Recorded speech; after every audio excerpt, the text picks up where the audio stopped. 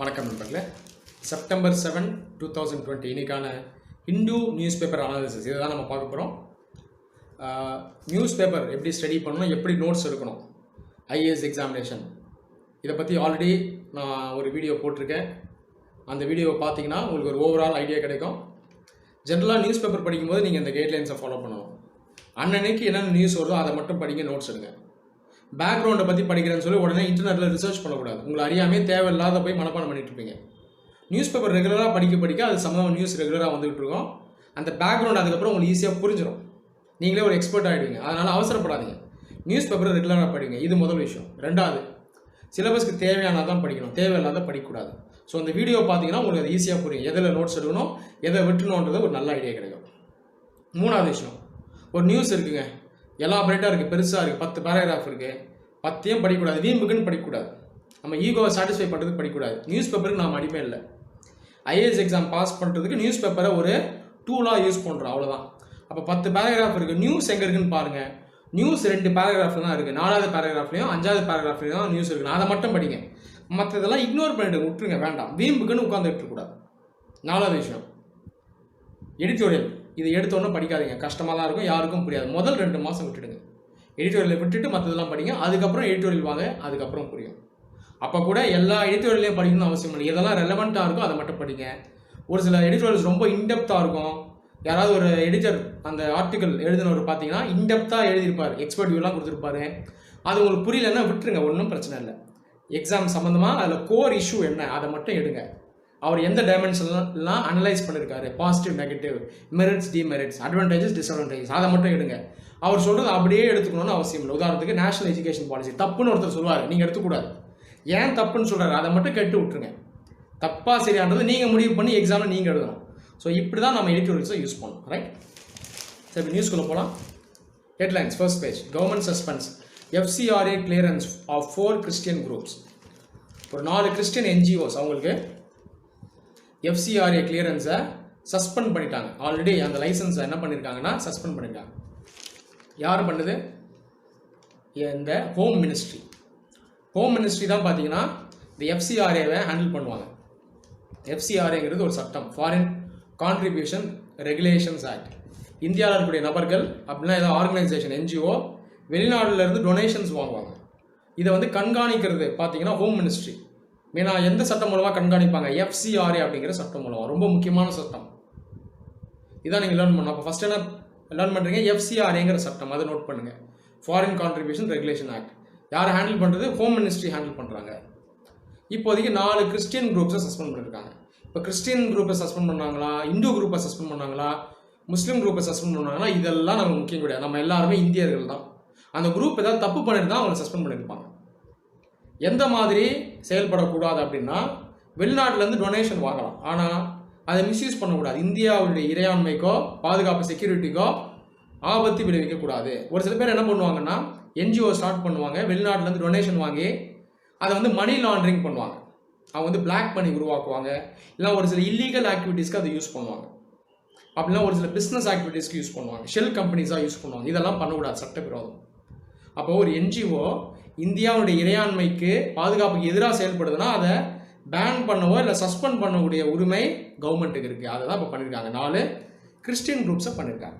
இதை மட்டும் நீங்கள் படிங்க. போ உள்ள பாக்ஸில் கொடுத்துருக்காங்க பாருங்கள், வாட்ச் லிஸ்ட். வாட்ச் லிஸ்ட் அப்படிங்கிறதுனா வெளிநாட்டிலேருந்து டொனேட் பண்ணுறாங்கல்ல, ஃபாரின் டோனர்ஸ், அதில் ஒரு சில பேரை சந்தேகத்தின் அடிப்படையில் வாட்ச் லிஸ்ட்டில் வைப்பாங்க. இவங்களை நம்ம கொஞ்சம் சூப்பர்வைஸ் பண்ணணும்னு வைப்பாங்க.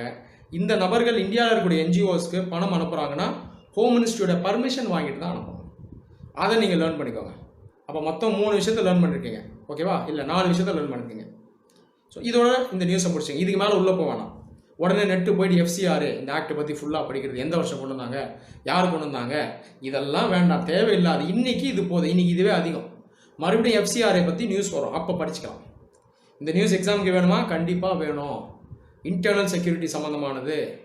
அது இல்லாமல் இது பார்த்தீங்கன்னா இன்டர்நேஷ்னல் ரிலேஷன்ஸ் சம்மந்தமாக இதில் இருக்குது. அப்போ இதில் வந்து கண்டிப்பாக நம்ம வந்து இந்த நியூஸை எடுத்து தான் வரும், ரைட்? இதில் வந்து எக்கனாமி சம்மந்தமாகவும் இருக்குது FCRA. ஸோ அது வந்து அந்த எக்கனாமிக் கான்ட்ரிபியூஷன், அந்த ஃபைனான்ஷியல் கான்ட்ரிபியூஷன்ஸை ஓவர்சீ பண்ணக்கூடிய ஒரு சட்டம், அதை கண்காணிக்கக்கூடிய ஒரு சட்டம். அப்போ economy, international relations, internal security எல்லா நியூஸும் அதில் இருக்குது. இதை கண்டிப்பாக நம்ம எடுத்தாகும். அது right hand side COVID-19 norms violated on lockdown free Sunday. பாருங்கள், இவ்வளோ நாள் நம்ம என்ன சொன்னோம், லாக்டவுன்லேயே இருக்கோம்னு சொன்னோம். இப்போ லாக்டவுனை கொஞ்சம் ரிலாக்ஸ் பண்ணியிருக்காங்க. யாரும் கவர்மெண்ட் சொல்கிற நார்ம்ஸை மதிக்கிறது இல்லை. ஸோ இந்த ஃபோட்டோவில் காட்டுற மாதிரி எல்லாருக்கும் இப்போ பீச்சுக்கு போயிருக்காங்க. நிறைய பேர் மாஸ்க் போடல. சோஷியல் டிஸ்டன்சிங் நார்மை யாரும் ஃபாலோ பண்ணல. இதை ஜஸ்ட் பாருங்கள். எக்ஸாமுக்கு டைரெக்டாக இது தேவையில்லை. ஆனால் எத்திக்ஸ் பாயிண்ட் ஆஃப் வியூவில் நீங்கள் லேர்ன் பண்ணலாம். நீங்கள் என்ன லேர்ன் பண்ணோம், நாம் கவர்மெண்ட்டை ப்ளேம் பண்ணிக்கிட்டே இருக்கோம். நமக்கு ஃபண்டமெண்டல் ரைட்ஸ் இருக்கா, நமக்கு உரிமை இருக்குது.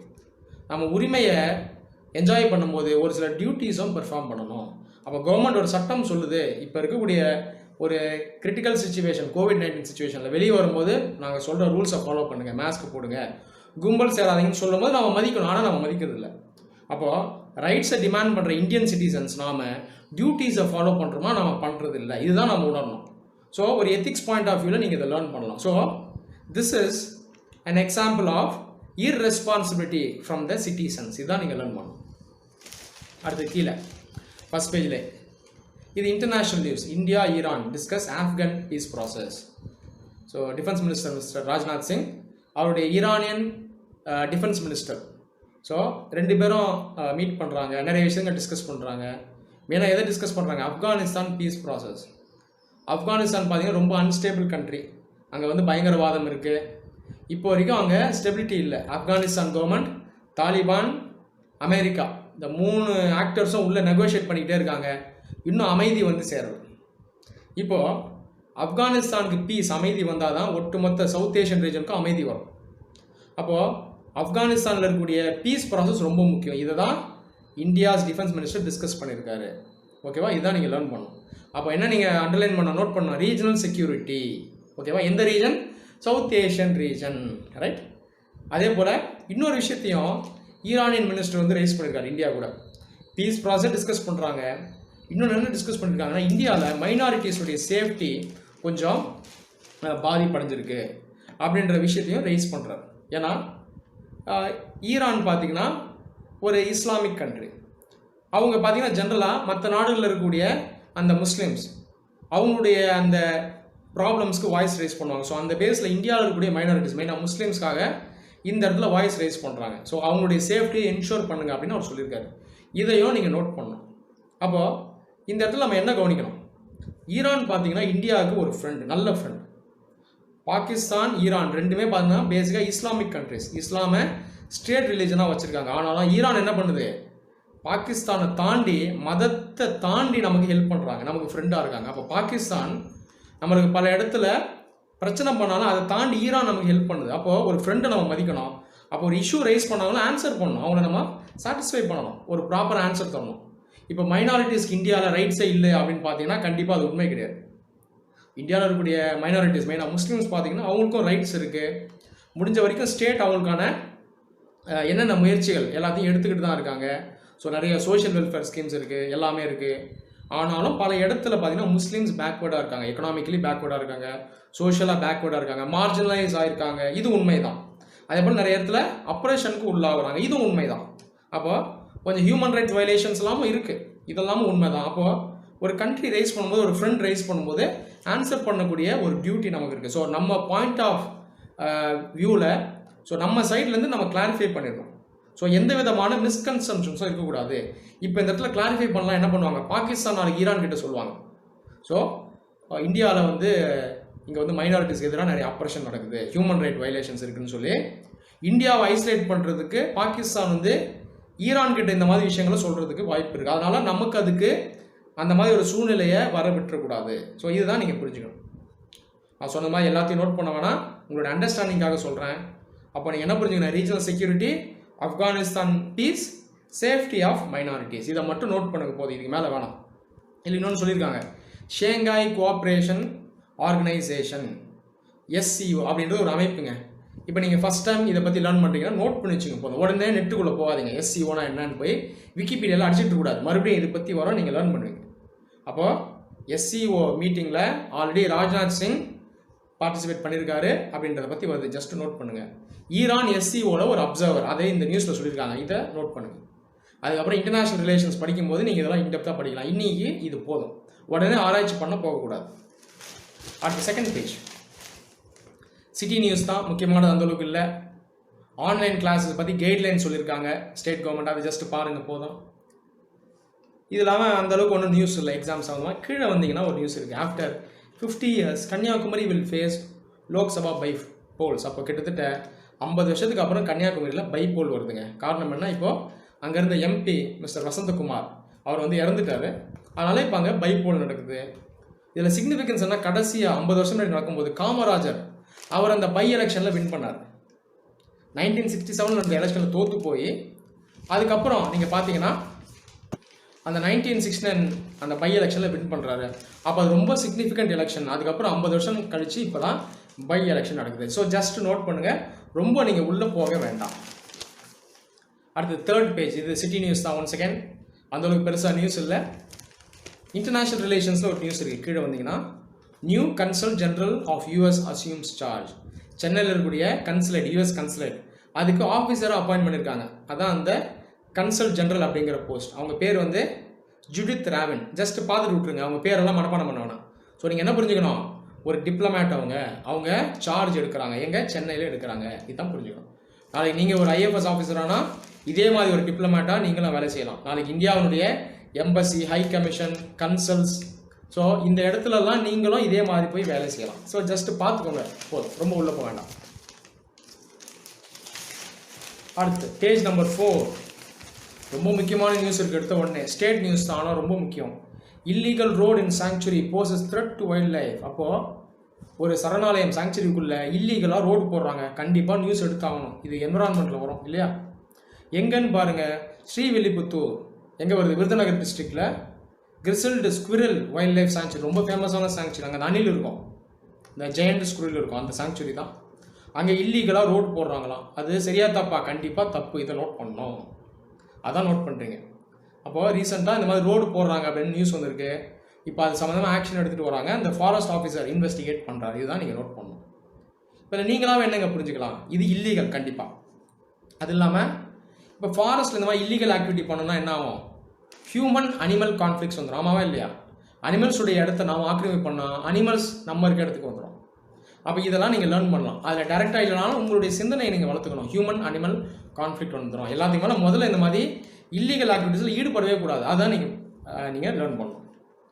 இப்போ இந்த சாங்சுரியில் பார்த்தீங்கன்னா என்னென்ன அனிமல்ஸ் இருக்குது, ஸோ ஜஸ்ட் பாருங்கள். ஸோ அந்த நியூஸில் கொடுத்துருக்காங்க. லெப்பர்ட்ஸ் இருக்குது, எலிஃபண்ட்ஸ் இருக்குது, ஸ்லாத் பேர் இருக்குது, டியர் இருக்குது, தோல் இருக்குது. அந்த தோலுங்கிறது காட்டு நாயின்னு சொல்லுவாங்க, இந்தியா ஃபுல்லாகவே இருக்கும். அதெல்லாம் இந்த இடத்துல இருக்குங்க. அப்போ இங்கே நீங்கள் ரோடு போட்டிங்கன்னா என்ன ஆகும், இந்த அனிமல்ஸ் எல்லாம் நம்ம ஊருக்குள்ளே வந்துடும். அது ஊருக்குள்ளே வருதோ இல்லையோ, வைல்ட் லைஃப் இதை டிஸ்டர்ப் பண்ணுறது ஒரு குற்றம். இதுதான் நீங்கள் புரிஞ்சுக்கணும். ஸோ இதை நீங்கள் நோட்ஸ் ஆகிடுங்க.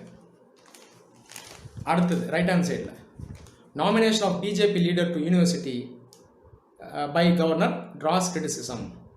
ஸோ இந்த நியூஸை நீங்கள் எத்திக்ஸில் எடுக்கலாம். கவர்னர் என்ன பண்ணுறாருன்னா, ஒரு கட்சியை சேர்ந்த லீடரை ஒரு யூனிவர்சிட்டிக்கு அப்பாயின்ட் பண்ணுறாரு. அது எந்த போஸ்டாக வேணா இருக்கலாம். இது ஒரு பொலிட்டிக்கல் நியூஸ், அரசியல் செய்தி தான், நமக்கு இது வேண்டாம். ஆனால் இன்டைரக்டாக இது எக்ஸாமுக்கு தேவை. இதெல்லாம் எத்திக்ஸில் அப்ளை ஆகும். இப்போ கட்சியில் ஒரு லீடர் இருக்காருங்க, அது என்ன கட்சியாக வேணா இருக்கலாம். இந்த இடத்துல பிஜேபியாக இருக்கலாம், காங்கிரஸாக இருக்கலாம், சிபிஐஎம்மாக இருக்கலாம், ஏடிஎம்கே, டிஎம்கே, யாராக வேணா இருக்கலாம். ஒரு பொலிட்டிக்கல் லீடரை ஒரு இண்டிபெண்ட் இன்ஸ்டிடியூஷனுக்கு அப்பாயின்ட் பண்ணுறது சரியா? இது பேர் என்ன சொல்லுவாங்க, கான்ஃப்ளிக்ட் ஆஃப் இன்ட்ரெஸ்ட்னு சொல்லுவாங்க. ரெண்டு இடத்துல அவருக்கு இன்ட்ரெஸ்ட் வந்துடும். ஆமாவா இல்லையா? ரெண்டு இடத்துல அவருடைய இன்ட்ரெஸ்ட் இருக்கும். இப்போது நான் ஒரு பார்ட்டியில் அசோசியேட்டாக இருக்கேன், நான் ஒரு கட்சியில் ஒரு போஸ்ட்டை வகிக்கிறேன் அப்படின்னா, ஒரு அகாடமிக் இன்ஸ்டிடியூஷனில் என்னை ஹெட்டாக போடுறாங்க அப்படின்னா, என்னுடைய பார்ட்டி ஐடியாலஜியை நான் உள்ளே கொண்டு வரதுக்கு வாய்ப்பு இருக்குது. ஒரு வேளை நான் கொண்டு வராமலாம் இருக்கலாம், நான் ரொம்ப ஹானஸ்ட்டாக கூட இருக்கலாம். ஆனாலும் ஒரு வேளை நான் கொண்டு வந்துடுவோம் அப்படின்ற பயம் மற்றவங்களுக்கு இருக்கக்கூடாது, ஸ்டூடெண்ட்ஸ்க்கு இருக்கக்கூடாது, மக்களுக்கு இருக்கக்கூடாது. அப்போ அந்த மாதிரி ஒரு நிலையை நான் ஏற்படுத்திடக்கூடாது. அப்போது அந்த கட்சியை என்ன பண்ணணும், முடிஞ்ச வரைக்கும் இந்த மாதிரி அப்பாயின்மெண்ட்ஸை பண்ணக்கூடாது. They should eliminate conflict of interest. இதுதான் நீங்கள் லேர்ன் பண்ணுறீங்க அந்த நியூஸில். எத்திக்ஸ்க்கு இது ஹெல்ப்ஃபுல்லாக இருக்கும். அடுத்து கீழே வாங்க, பொலிட்டிக்கல் நியூஸ் இருக்குது, ஜஸ்ட் பார்த்துட்டு விட்டுருங்க. டிஎம்கே லீடர் ஸ்டாலின் என்ன சொல்கிறாருன்னா, வி ஆர் நாட் ஆன்டி ஹிந்துன்னு சொல்கிறார். நாங்கள் மைனாரிட்டிஸ்க்கு சப்போர்ட் பண்ணுறோம், எம்பவர் பண்ணுறோம், அவங்க ரைட்ஸ்க்கு ஃபைட் பண்ணுறோம். ஆனால் நாங்கள் மெஜாரிட்டி ஹிந்துஸ்க்கு எதிரானவங்க கிடையாது அப்படின்னு சொல்கிறாரு. எங்களை ராங்காக போர்ட்ரே பண்ணுறாங்க மீடியாலன்னு சொல்கிறார். ஜஸ்ட் பார்த்துட்டு விட்டுருங்க. பொலிட்டிக்கல் நியூஸ் எல்லாம் அந்த அளவு நமக்கு தேவையில்லை. அடுத்தது கீழே பிஎம்கே லீடர் டாக்டர் ராமதாஸ் அவர் என்ன சொல்கிறாரு, தமிழ்நாடு கவர்மெண்ட் ஜாப்ஸ் எல்லாமே தமிழ்ஸ்க்காகவே ரிசர்வ் பண்ணணும். மற்ற ஸ்டேட்லேருந்து வரவங்களுக்கு இதை நாம் தரக்கூடாதுன்னு சொல்கிறாரு. ரீசெண்டாக பப்ளிக் செக்டர் அண்டர்டேக்கிங்ஸ் இதிலலாம் சிஸ்டமேட்டிக்காக பிளான் பண்ணி வெளி ஸ்டேட்டில் இருக்கவங்கள எடுத்துகிட்டு வந்து உட்கார வைக்கிறாங்கன்னு சொல்கிறாரு. ஜஸ்ட் அவன் சொல்கிறத பாருங்கள், இது உண்மையாக பொய்யா அதுக்கப்புறம் நீங்கள் தான் ஃபைண்ட் அவுட் பண்ணணும். பொலிட்டிக்கல் லீடர்ஸ் எது சொன்னாலும் ஃபேஸ் வேல்யூவில் எடுத்துக்கூடாது. அவங்க சொல்கிற விஷயம் என்னன்னு பார்க்கணும், அது முக்கியம். ஆனால் அவங்க சொல்கிற அந்த ஜட்ஜ்மெண்ட்ஸ் அவங்களோட வியூ அப்படியே எடுத்துக்கூடாது. ஸோ ஜஸ்ட் பாருங்கள், இது வந்து சோஷியல் ஜஸ்டிஸ் சம்மந்தமானது. Social justice empowerment. இதில் என்ன சொல்கிறாருன்னா, பேசிக்காக சோஷியல் ஜஸ்டிஸ் தேவைன்னா ஒரு ஸ்டேட்டில் இருக்கக்கூடிய அந்த மக்களுக்கு முதல்ல வாய்ப்பு அளிக்கணும் அப்படின்னு சொல்கிறாரு. ரெண்டாவது இன்னொரு விஷயமும் சொல்கிறாரு, எம்பிசி இந்த ரிசர்வேஷனுக்குள்ளே சப்கோட்டா கொண்டு வாங்க 1 இயர்ஸ்க்கு அப்படின்னு சொல்கிறாரு. ஸோ ஜஸ்ட் பாருங்கள். ஸோ இது இவர் சொல்கிறது சரியா இல்லையா அப்படின்றத அதுக்கப்புறம் நீங்களே வெரிஃபை பண்ணலாம். உங்களுடைய நாலேஜ் வளர வளர, ரிசர்வேஷன் சிஸ்டம் பற்றி உங்களுடைய நாலேஜ் வளர நீங்களே ஒரு டிசிஷனுக்கு வரலாம். இப்போதைக்கு இவர் சொல்கிறது என்ன அப்படின்ற மட்டும் பாருங்கள், நோட் பண்ணிட்டு விட்டுருங்க போதும். அடுத்தது பேஜ் நம்பர் 5. இதில் முக்கியமான நியூஸில் ஒரு நியூஸ் இருக்குது கீழே. கிரண் பேடி அவங்கள பற்றி. யார் அவங்க? புதுச்சேரியினுடைய எல்ஜி லெஃப்டினன்ட் கவர்னர். இவங்களுக்கும் அங்கே இருக்கக்கூடிய சிஎம் நாராயணசாமி அவருக்கும் பார்த்தீங்கன்னா அடிக்கடி சண்டை நடக்கும், அடிக்கடி நியூஸில் வரும். ஸோ இப்போ இந்த மேடம் என்ன சொல்லியிருக்காங்கன்னா, மிஸ்டர் நாராயணசாமி அவருக்கு ஒரு லெட்டர் அமைச்சிருக்காங்க. ஸோ ஒன்ஸ் அகேன் இந்த டிஸ்பியூட் தான், ரெண்டு பேருக்கும் உள்ளே இருக்கக்கூடிய அந்த கிளாஷ். இப்போ இதெல்லாம் நம்ம படிக்கணுமா? இவங்க என்ன சொன்னார், அவங்க என்ன சொல்லியிருக்காரு, இதெல்லாம் நமக்கு தேவையில்லை. என்ன விஷயங்க, இது பாலிட்டி கான்ஸ்டியூஷன் சம்மந்தமானது. யூடி பொறுத்த வரைக்கும் லெஃப்டினன்ட் கவர்னர்ஸ் இருப்பாங்க, அப்படின்னா அட்மினிஸ்ட்ரேட்டர்ஸ் இருப்பாங்க. புதுச்சேரியிலையும் டெல்லியில் மட்டும் சிஎம்ஏ இருப்பாங்க. காரணம் என்னென்னா இங்கே அசம்பிளி இருக்குது. அப்போ இந்த 2 யூடிஸ் மட்டும் ரொம்ப ஸ்பெஷல். லெஃப்டினன்ட் கவர்னரை தாண்டி இங்கே சிஎம்ஓ இருக்காங்க. ஆனால் அதில் பிரச்சனை என்ன ஆகிடுது, புதுச்சேரி டெல்லியில் அடிக்கடி எல்ஜிக்கும் சிஎம்க்கும் நடுவில் பிரச்சனை. இதுதான் நீங்கள் தெரிஞ்சுக்கணும், இதை நோட் பண்ணணும் கண்டிப்பாக. அப்போது இங்கே பேடி மேடம் என்ன சொல்கிறாங்கிறது முக்கியம் இல்லை, நாராயணசாமி சார் என்ன சொல்கிறாரு முக்கியம் இல்லை, அதனுடைய க்ரக்ஸ் ஆஃப் த மேட்ரு என்ன, எசன்ஸ்னா தான் நீங்கள் பார்க்கணும். அப்போ கான்ஸ்டியூஷன் என்ன சொல்லுதுங்க, எல்ஜி இவர் தான் அந்த யூடியினுடைய ஒரு ஹெட்டு அப்படின்னு கான்ஸ்டியூஷன் சொல்லுது. ஸோ லெட்டர் ஆஃப் கான்ஸ்டியூஷன் இதுதான் சொல்லுது. ஆனாலும் எல்ஜி வந்து தன்னிச்சையாக செயல்படக்கூடாது. அங்கே ஒரு எலெக்டட் ஹெட் இருக்கார், அவர் தான் சிஎம். அப்போது 2 பேரும் கோஆப்ரேட் பண்ணி ஒரு ஒத்துழைப்போடு தான் செயல்படணும். அந்த ஒத்துழைப்பு இல்லைன்னா இந்த மாதிரி சண்டை வரும். இதுதான் நீங்கள் புரிஞ்சுக்கணும். ஸோ இதை நீங்கள் நோட் பண்ணுங்கள். அடுத்து எடிட்டோரியல். ரொம்ப சர்ச்சைக்குரியது இல்லை. நிறைய ஸ்டூடெண்ட் சொல்லுவாங்க எடிட்டோரியல் புரியவே தேவையில்லை. என்ன தேவையோ அதை மட்டும் படித்தா போதும். நம்ம தான் எடிட்டோரியலை கஷ்டமாக்குறோம். தப்பு நம்ம மேலே தான் இருக்குது. சரி, முதல் 2 மாதத்துக்குள்ளே எடிட்டோரியல் போக வேண்டாம். ஏதாவது ஒரு சிம்பிளான எடிட்டோரியல் இருக்குன்னா அதை மட்டும் படிங்க, மற்றபடி நேரத்தை வீணாக்காதீங்க. ஸோ இன்றைக்கி பார்த்தீங்கன்னா 8 ஆர்டிக்கல் இருக்குங்க எடிட்டோரியல் பேஜில். இதில் எது தேவைன்னு பாருங்கள். பேஜ் நம்பர் 6 லெஃப்ட் ஹேண்ட் சைடில் too close for comfort, India China இப்போ நடந்துட்டு இருக்க பிரச்சனை, இதை பற்றி ஒரு எடிட்டோரியல் இருக்குது. இதில் வந்து ஃபுல்லாக படிக்கணுமா வேணாம், என்ன மேட்டர் அதை மட்டும் பாருங்கள். LAC line of actual control, இதுதான் பார்டர். இந்த பார்டர் தான் இப்போதைக்கு ரீசெண்டாக சர்ச்சை. நம்ம சொல்கிற பார்டர் அவங்க ஏற்றுக்கிறது இல்லை, சைனா சொல்கிற பார்டர் நாம் ஏற்றுக்கிறது இல்லை. இதுதான் பிரச்சனை. இதை பற்றி தான் எடிட்டோரியல் இருக்குது. ஃபுல்லாக படிக்க வேணாம், மேட்ரு என்னமோ அதை மட்டும் எடுங்க. LAC line of actual control. அப்போ இதுதான் இப்போதைக்கு இருக்கக்கூடிய பர்சீவ்டு பார்டர். இதே இன்னும் டிசைட் ஆகலை. இந்த காரணம் தான் 2 நாடுகளுக்கு நடுவில் அடிக்கடி சண்டை வருது. ரீசெண்டாக சைனா இந்தியாவில் இருக்கக்கூடிய அந்த ஏரியாவை அவங்க ஆக்கிரமிப்பு பண்ணியிருக்காங்க. ஸோ இதை நீங்கள் இந்த நியூஸ்லேருந்து பார்க்கணும். இது முக்கியமானது, இதை நீங்கள் நோட் பண்ணுங்கள். அல்டிமேட்டாக 2 நாடுகளும் ஒரு நெகோசியேஷன் மூலமாக, பேச்சுவார்த்தை மூலமாக இதுக்கு சுமூக தீர்வுக்கு சீக்கிரமாக வரணும். அதுதான் அந்த எடிட்டோரியல் சொல்லுது, வேறு ஒன்றும் இல்லை.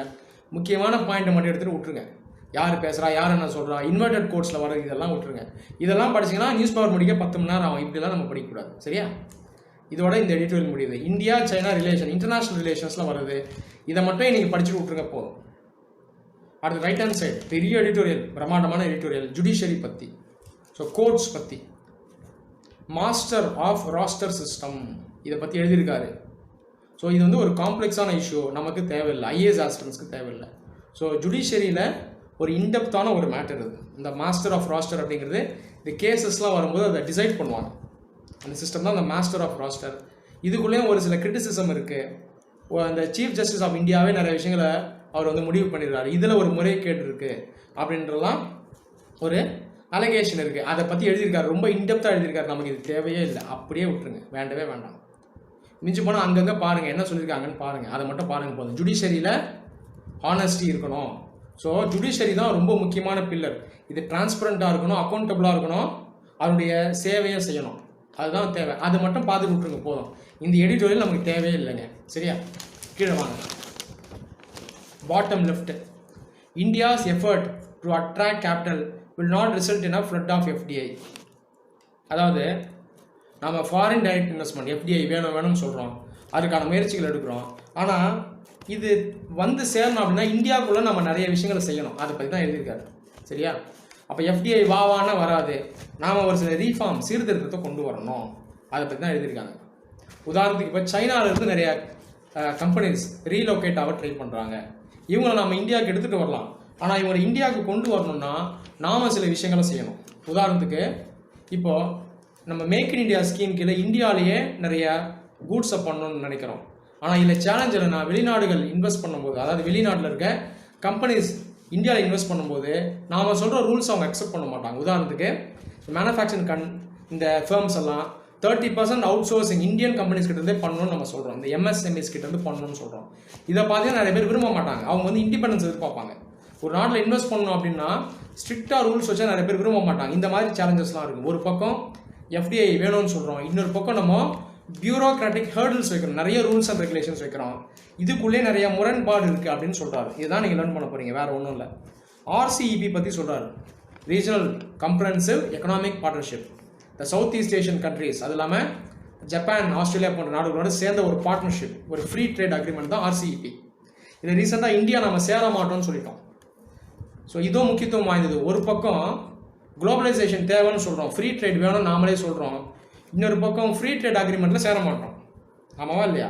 அப்போ இது பேர் வந்து ப்ரொடெக்ஷனிசம்னு சொல்லுவாங்க. நம்மளுடைய நாட்டை நம்மளே பாதுகாப்பாக வச்சுருக்கோம். ஃப்ரீ ட்ரேட் அக்ரிமெண்ட்டில் சேர்ந்தால் என்ன ஆகும்? இந்தோனேஷியாவிலேருந்து வர பொருள், மற்ற நாடுகள்லேருந்து வர பொருள்லாம் இந்தியாவுக்குள்ளே டம்ப் ஆகிடும். அதனால நம்ம பயப்படுறோம். ஸோ நம்மளுடைய இண்டஸ்ட்ரியை நம்ம ப்ரொடெக்ட் பண்ணி வச்சுருக்கோம். இதுவும் தேவைதான்.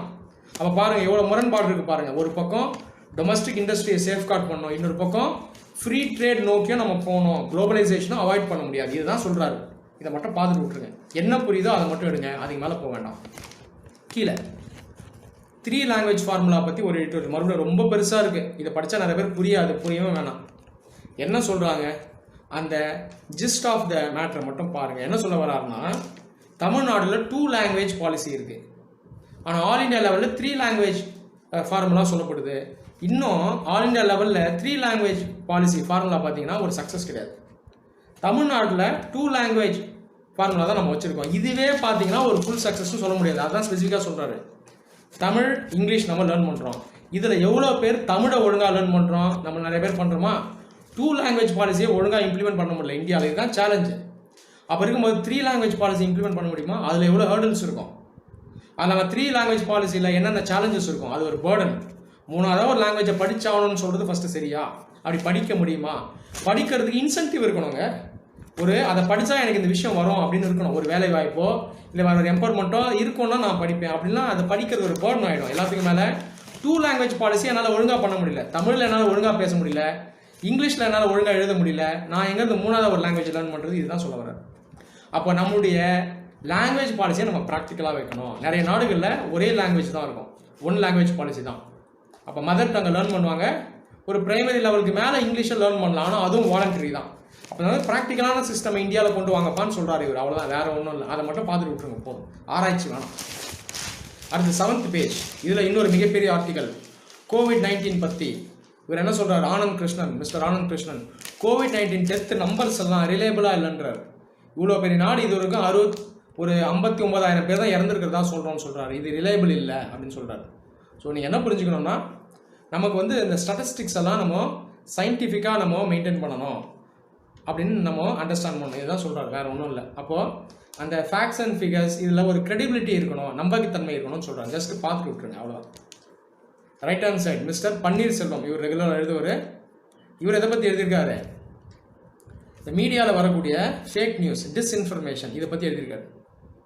ஸோ ரெகுலராக நம்ம மீடியாவில் சொல்லவே வேணாம். அதான் சோஷியல் மீடியானா மெயினாக அந்த ஃபேக் ரூமர்ஸ் இதெல்லாம் இருக்கும். ரூமர்ஸ், ஃபேக் நியூஸ் இதெல்லாம் இருக்கும் இல்லையா, மித்தெல்லாம் இருக்கும். நாமளும் என்ன பண்ணுவோம், வந்துச்சுன்னா உடனே நம்பிடுவோம். நம்மள நிறைய பேர் வாட்ஸ்அப்பில் ஒரு மெசேஜ் வரும், உடனே நம்பிடுவோம். ஃபேஸ்புக்கில் ஒரு மெசேஜ் இருக்கா, உடனே நம்பிடுவோம். நம்மளுடைய படிப்பு, நம்மளுடைய அறிவை வச்சு யூஸ் பண்ணாலே தெரிஞ்சிடும் இது உண்மையாக பொய்யான்றது. ஆனால் அன்ஃபார்ச்சுனேட்டாக நம்ம நிறைய பேர் பண்ணுறது இல்லை இல்லையா? சரி, இப்போ இவர் என்ன சொல்ல வராருங்க, மீடியாவுக்குன்னு ஒரு அக்கௌண்டபிலிட்டி இருக்கணும்.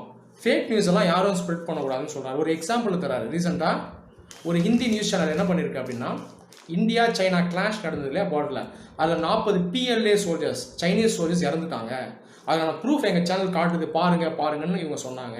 ஆனால் உண்மை என்னன்னா, அவங்க காட்டின அந்த பிக்சர்ஸ் வீடியோலாம் இப்போ எடுத்ததில் 2011 எடுத்தது. அப்போ இவங்க ஆக்சுவலாக அவங்க நியூஸில் போடுறது ஒரு ஃபேக் நியூஸ். அப்போ இந்த மாதிரி விஷயத்துலலாம் அக்கௌண்டபிலிட்டி தேவை, ஒரு பொறுப்பு தேவைன்னு இவர் சொல்கிறார். வேறு ஒன்றும் இல்லை. பேசிக்காக மீடியாவுடைய அக்கௌண்டபிலிட்டி பற்றியும் ஃபேக் நியூஸ் பற்றியும் பேசுகிறார். அவ்வளோதான். அப்படியே கீழே வாங்க. Financing economic recovery. இதையும் ஃபுல்லாக படிக்க வேணாம், ஃபுல்லாக படித்தாலும் புரியாது. வேணா ஏதோ சொல்ல வராங்க, ரீஜனலி கோஆர்டினேட்டட் பாலிசிஸ் வில் ஹெல்ப்.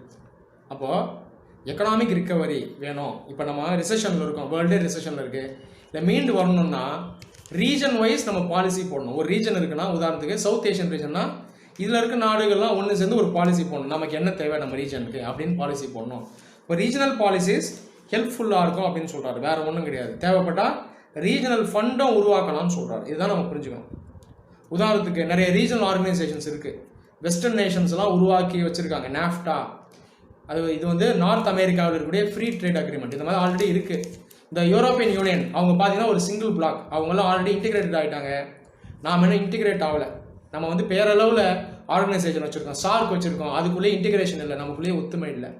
அப்போ ரீஜனல் லெவலில் நம்ம கோஆப்ரேட் பண்ணால் தான் பொருளாதார ரீதியாகவும் நம்ம முன்னேற முடியும். இதுதான் நீங்கள் புரிஞ்சுக்கணும். என்ன புரியுதோ அதை மட்டும் நோட்ஸ் எடுங்க, மற்றதை விட்டுருங்க.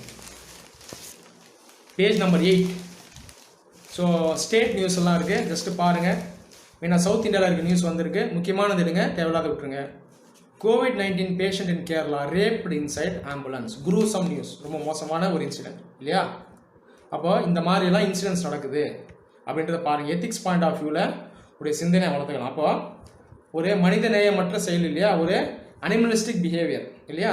ஸோ அந்த ரேப் சம்பவம் அதுவும் ஆம்புலன்ஸில் நடந்திருக்கு. பெண்களுக்கு இன்னைக்கு தேதியில் இந்தியாவில் பாதுகாப்பு இல்லை. இந்த மாதிரி cases of sexual harassment, rape எல்லாம் நடந்துட்டு இருக்கு. நிறைய இடத்துல பார்த்தீங்கன்னா இந்தியாவில் டாய்லெட் கிடையாது. அப்போது அந்த லேடிஸ் என்ன பண்ணுறாங்கன்னா வெளியே வந்து ஓப்பன் ஃபீல்டுக்கு வருவாங்க. அந்த இடத்துல பார்த்தீங்கன்னா நிறைய செக்ஷுவல் ஹராஸ்மெண்ட் நடக்கும், ரேப் நடந்திருக்கும். இந்த அளவுக்கு மோசமாக இருக்குது பெண்களுடைய நிலை இந்தியாவில். அப்போது பேசிக் நெசசிட்டிஸ் இல்லை. இந்த காரணத்தினால அவங்களுக்கு நிறைய வன்கொடுமை நடக்குது. இதுதான் நீங்கள் புரிஞ்சுக்கணும். அடுத்தது கீழே பொலிட்டிக்கல் நியூஸ் இது விட்டுருங்க, வேண்டாம். Moplah rioters not freedom fighters அப்படின்னு ரிப்போர்ட் சொல்லுது. யாரோட report? ICHR, Indian council of historical research. அப்போ இதை நோட் பண்ணுங்க. ஒரு ஏஜென்சி பற்றி நீங்கள் லேர்ன் பண்ணியிருக்கீங்க, ICHR. இவங்க என்ன சொல்கிறாங்க? மோப்லா ரயட்டர்ஸ் ஃப்ரீடம் ஃபைட்டர் கிடையாதுன்னு சொல்கிறாங்க. அவங்கெல்லாம் ரிலீஜியஸ் மோட்டிவோட சண்டை போட்டவங்க. ஸோ முஸ்லீம் பீப்புள், அவங்கெல்லாம் ஹிந்துஸை சாதிச்சவங்க, அவங்களாம் ஃப்ரீடம் ஃபைட்டர்ஸாக எடுத்துக்க முடியாது அப்படின்னு ஒரு ரிப்போர்ட் சொல்லுது. ICHRோட ரிப்போர்ட். இவங்க சொல்கிற ரிப்போர்ட்டை இப்போ ஏற்றுக்க முடியுமா இல்லையா, அது உண்மையா பொய்யா அப்படின்றது அப்புறம், அதுக்குள்ளே நம்ம ரொம்ப போகலாம். இப்போது மோப்லா ரிவால்ட் இது பார்த்தீங்கன்னா கேரளா அந்த ரீஜனில், மலபார் ரீஜனில் நடந்த ரிவால்ட். ஸோ இது மாடர்ன் இந்தியா இந்த பீரியடில் நடந்த ஒரு ரிவால்ட். அன்ஃபார்ச்சுனேட்டாக இதில் வந்து கம்யூனல் கலர் வந்துச்சு. இண்டோஸ் முஸ்லிம்ஸ் இவங்க 2 பேருக்கும் நடந்த ரிவால்ட்டாக கூட இது ஆயிடுச்சு. ஆனால் நிறைய இடத்துல பார்த்தீங்கன்னா இது ஒரு செக்யூலர் ரிவால்ட்டாக தான் இருந்தது. ஜமீன்தார்ஸ்க்கும் நார்மல் ஃபார்மர்ஸ் அந்த வேலை செஞ்ச இவங்களுக்கும் நடந்த ஒரு ரிவால்ட்டாக தான் இருந்துச்சு. ஆனால் அன்ஃபார்ச்சுனேட்டாக கம்யூனல் கலர் உள்ளே வந்துருச்சு. அப்போது ஒரு சில முஸ்லீம் லீடர்ஸ் இதை பார்த்தீங்கன்னா அந்த கம்யூனல் ஆங்கிளோட செயல்பட்டுருக்கலாம். ஸோ அதான் நம்ம புரிஞ்சுக்கணும். தவிர எந்த ஒரு விஷயத்தையும் கம்யூனலைஸ் பண்ணுறது சரி கிடையாது. ஸோ ஒரு ரிப்போர்ட் வந்திருக்கு, ஜஸ்ட் பாருங்கள் போதும். இதுக்கப்புறம் நீங்கள் ஹிஸ்ட்ரி படிக்கும்போது இதை பற்றி இன்டெப்த்தாக படிப்பீங்க. அப்புறம் வேறு எதுவும் இதில் முக்கியமான நியூஸ் இல்லை. Right hand side 9, page number 9, economy news ரொம்ப முக்கியம். GST is an attack on the poor, says ராகுல் காந்தி. அப்போ ராகுல் காந்தி GST டேக்ஸை அட்டாக் பண்ணுறாரு. அது நமக்கு தேவையில்லை. உள்ள நியூஸ் என்ன எக்கனாமி பாயிண்ட் ஆஃப் வியூவில் பாருங்கள். P. Chidambaram, former finance minister, இவர் வந்து சஜஷன்ஸ் தராரு. இது ரொம்ப வேல்யூபிள், அதை எடுங்க. என்ன சொல்கிறாரு? எக்கனாமி மீட் எடுக்கிறதுக்கு ஒரு சில விஷயங்களை பண்ணுங்கன்னு சொல்கிறாரு. மெயினாக கவர்மெண்ட் எக்ஸ்பெண்டிச்சர் பண்ணணும், புவர் பீப்புளுக்கு கேஷ் ட்ரான்ஸ்ஃபர் தரணும், அவங்களுக்கு பார்த்தீங்கன்னா வேலை வாய்ப்பு தரணும், இன்ஃப்ராஸ்ட்ரக்சர் ப்ராஜெக்ட்ஸை கொண்டு வாங்க, நிறையா பில்டு பண்ணுங்கன்னு சொல்கிறாங்க. ஸோ ஜென்ரலாக இது பேர் பம்ப் பிரைமிங்னு சொல்லுவாங்க. கவர்மெண்ட் வந்து முயற்சி எடுத்து இந்த மாதிரி ரிசெஷன் டைமில் இன்வெஸ்ட் பண்ணுவாங்க, எக்ஸ்பெண்டிச்சர் பண்ணுவாங்க, நிறைய செலவு பண்ணுவாங்க. அதை பண்ணுங்க அப்படின்னு சொல்கிறாரு. சொல்லப்போனால் இவர் சொல்கிறதான் சரியான மெஷர். சொல்லப்போனால் நிறைய எக்கனாமிஸ்ட் இதுதான் வந்து சொல்லியிருக்காங்க. நம்மளோட யூடியூப் சேனல்லையும் இதை பற்றி ஆல்ரெடி நிறைய ஹெவியாக டிஸ்கஸ் பண்ணிட்டோம். ஸோ இதுக்குள்ளே ரொம்ப போக வேண்டாம். அப்புறம் கீழே Kesavananda Bharati, a saviour of the constitution.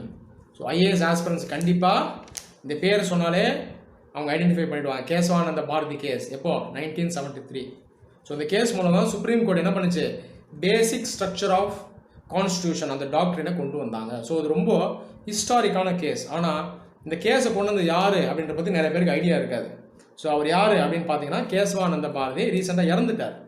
So இவரை பற்றி ஒரு ஆர்டிக்கல் ஜஸ்ட் பாருங்கள் போதும்.